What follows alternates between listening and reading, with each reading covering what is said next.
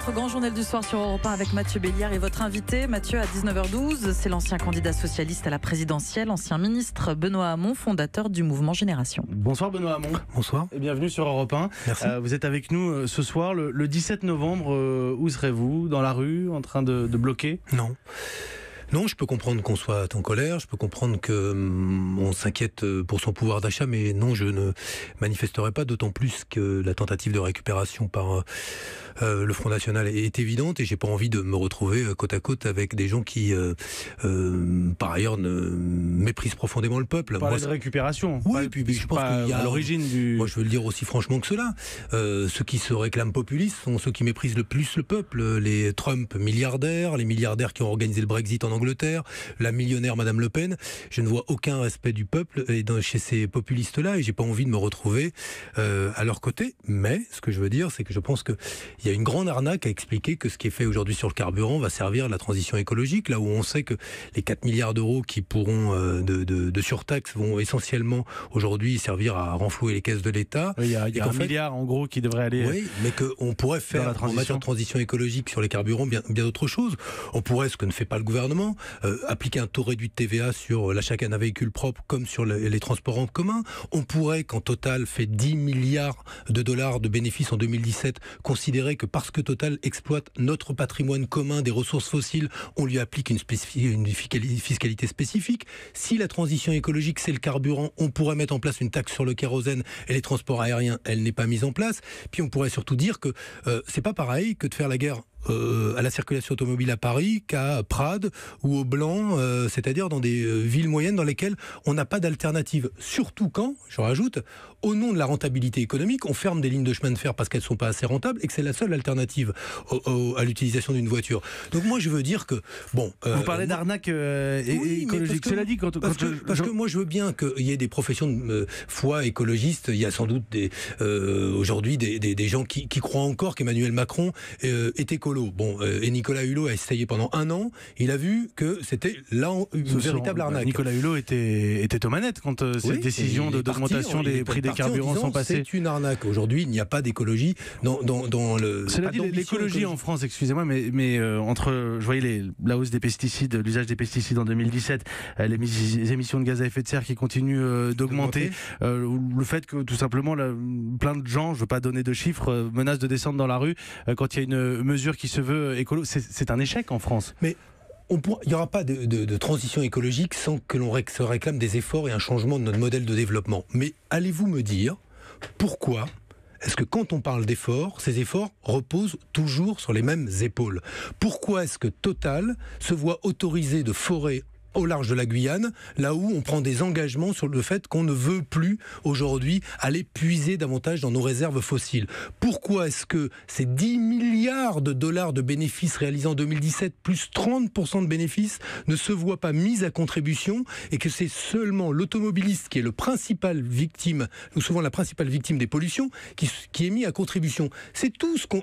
Les Français sont parfaitement capables de comprendre qu'il faut changer nos modes de consommation et nos modes de production. Mais ce qu'ils disent et ce qu'ils constatent, en l'occurrence et en l'espèce là, c'est que ce sont toujours les mêmes qui doivent commencer à faire des efforts quand d'autres sont totalement épargnés. Alors je le redis, on veut s'engager dans la transition écologique, faisons un taux de TVA réduit sur les véhicules propres, taux de TVA réduit sur les transports en commun. La question, ce sera le débat que nous aurons jusqu'à 20h. Des mesures extrêmement concrètes. Ce soir, on va parler des européennes. Benoît Hamon, c'est le prochain scrutin en vue. Est-ce que vous vous inscrivez en vous? Oui, vous êtes candidat. C'est un vrai lapsus. Est-ce que vous reconnaissez dans le combat entre les populistes et les nationalistes? Mais ils se sont choisis les uns et les autres. Les progressistes et les nationalistes. Non, mais il n'y a pas de progressistes. Entre les libéraux conservateurs qui... allez, on va se dire les choses. Monsieur Macron croit dans les politiques d'austérité, c'est respectable, mais il pense qu'il faut moins de services publics, déréguler le marché du travail, continuer le libre-échange avec le Canada hier, demain avec les États-Unis, et on continue en ce sens-là. Et il dit, aujourd'hui, continuons en ce sens-là, sinon on aura la lèpre nationaliste et tous les populistes sont mis dans le même sac. Moi, ce que je crois, je vous le dis, c'est que il faut aujourd'hui, et je m'adresse aux gens de gauche, aux citoyens de gauche, qui se sentent un peu orphelins d'un projet politique sans doute, avec un trop-plein d'hommes providentiels aussi sans doute, mais que c'est à eux aujourd'hui de s'engager. Et je le dis d'autant plus que nous, Génération, avons lancé un appel à des candidatures citoyennes, à ce que les citoyens finalement disent, écoutez, le combat écologique, le combat pour la justice sociale, l'envie qu'il y ait autre chose que le libre-échange, l'envie de trouver des alternatives à un modèle productiviste sur le plan agricole ou industriel qui aujourd'hui nous épuise et épuise nos ressources naturelles, mais aussi épuise la société, que ces solutions se retrouvent dans une liste.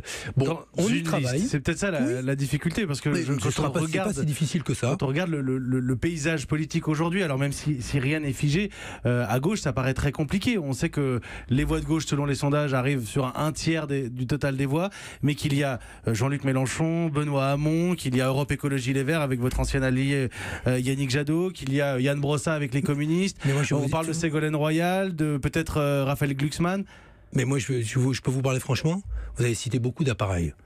Moi, je pense que ces gens sont plus rien. Moi, j'ai payé pour voir aux élections présidentielles. Ces appareils sont plus rien. Plus personne n'en veut d'ailleurs. Et que je pense que ce qu'il faut faire aujourd'hui, et si la gauche ne le comprend pas, c'est qu'elle redevienne pionnière, qu'elle invente l'avenir, qu'elle cesse d'être acrimonieuse, de chercher sa revanche par rapport à je ne sais qui. Moi, j'ai pas envie de ça. Ce que j'ai envie, c'est de fabriquer ces solutions d'avenir. J'ai mis des sujets dans le débat aux élections présidentielles. Qui me reprochera aujourd'hui d'avoir essayé de reposer la question du travail avec le revenu universel et le financement de notre protection sociale, d'avoir dit qu'il n'y aurait pas de transition écologique si on ne met pas en cause un modèle productiviste qui se fonde sur le fait de produire plus, consommer plus dans un monde fini. Qui me reprochera d'avoir voulu imaginer une taxe sur les robots en lieu et place d'une augmentation des impôts sur celui-ci ou sur celle-ci? C'est ça les sujets d'avenir. Eh bien, c'est autour de ça. Mais ça prend aujourd'hui chez les citoyens. La question est... Dernier sondage vous place entre 2,5 et 3%, Benoît Hamon. Évidemment, derrière pas Yannick Jadot. Pas moi. Génération, voilà. Derrière Yannick Jadot. Mais derrière même Ségolène Royal qui n'est pas candidate. Mais pour l'instant, vous savez, ça me rappelle quoi? Ça me rappelle la dernière élection. On avait dit quoi aux gens? Allez, il va falloir faire un vote utile, un vote stratège. Vous croyez qu'ils sont satisfaits, ceux qui ont voté Macron, ceux ou l'opposition officielle, du résultat de tout ça? On a quoi aujourd'hui? Il y a une gauche qui vous rassemble à gauche. Clairement, il y a beaucoup de choses qui vous rassemblent. On voit difficilement pourquoi vous partez à 15. Eh bien, parce que justement, on part de ce que vous venez de faire, et madame ceci et monsieur cela, et on ne repense pas ce qui doit être le projet qui rassemble ces femmes et ces hommes, c'est-à-dire la gauche des solutions. Moi je prétends, et je viens d'en évoquer quelques-unes, qu'en lieu et place d'une petite mesure sur les carburants, qui en fait ne réglera rien, on peut penser effectivement la transition écologique. Je vais même rajouter quelque chose. Je serai le président de la République. J'aurai de l'ambition pour ce pays. Je dirais quoi? Je me tournerai vers toute la nation, les étudiants, les lycéens, les chercheurs, les innovateurs, les entrepreneurs, les travailleurs, et je leur dirais, on peut faire l'économie zéro carbone en 2050. Il y a des plans qui existent, il y a des scénarios qui ont été inventés, il y a des ingénieurs qui ont travaillé dessus. On repenserait l'économie circulaire, notre modèle agricole, les mobilités, la manière dont on se loge, les passoires énergétiques. On remobilise la nation sur un objectif commun. 2050, on est la première économie européenne zéro carbone. Ça aurait de la gueule, pardon de le dire. Ça ressemblerait un tout petit peu à ce que John Kennedy avait fait quand il avait dit aux Américains « Dans 10 ans, je vous amène sur la Lune ». Personne n'y croyait, 8 ans plus tard, ils y étaient parce que la nation s'était mobilisée. Eh bien, redonnons-nous une communauté de destin. Communauté de destin autour d'un objectif comme celui-là. Moi, je pense que ça mériterait qu'on s'engage et je serais prêt à m'y engager. Président de la République, le problème, c'est que là, aujourd'hui, il en est à justifier des hausses de carburant sur des types qui n'ont pas d'autre choix que de prendre la voiture et il oublie de taxer Total. Vous avez parlé d'arnaque écologique sur ce point-là. Benoît Hamon, juste un dernier mot. On a terminé. Est-ce que vous êtes favorable? Est-ce que vous appréciez ou vous aimez l'idée que les enfants portent un uniforme à l'école? Vous avez été ministre de l'Éducation nationale, brièvement, je vous pose la question. Provins est en train de... encore, c'est la nouvelle arnaque, c'est-à-dire qu'on pense qu'avec un uniforme, ça va abolir le fait que certains vont dans le privé et d'autres vont dans le public, qu'il y a des stratégies de contournement de la carte scolaire, qu'il y a des inégalités entre les établissements. Non, évidemment qu'ils sont dans le public. Évidemment, mais je pense c'est pas le cas de toute la classe politique, pardonnez-moi. Évidemment qu'ils sont dans le public, qu'elles sont dans le public et que moi j'essaie de mettre en conformité plutôt contre l'uniforme. Oui, parce que je pense que ça résout rien. Si on pense que ça va résoudre quoi que ce soit et qu'on va apprendre le respect aux jeunes parce qu'ils portent un uniforme, bon, je crois qu'on n'a rien compris à rien. C'est la même idée que le service national universel.